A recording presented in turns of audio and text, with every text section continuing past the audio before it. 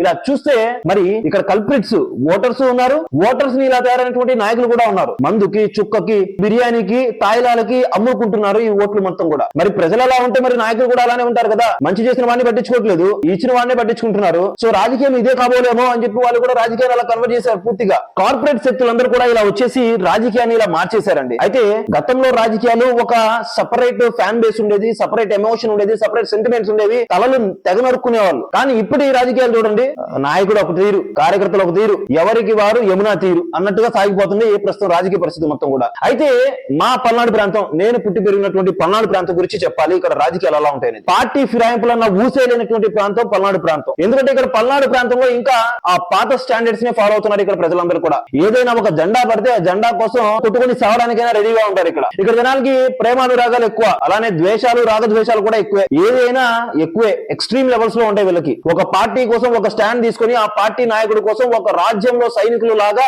రేయనక పగలనక వాళ్ళ వెనకాల నడిచి ఆ పార్టీని కాపాడుకుంటారు. అందుకనే పల్నాడులో ఫ్యాక్షన్ రాజకీయాలు కూడా ఎక్కువ జరుగుతూ ఉంటాయి.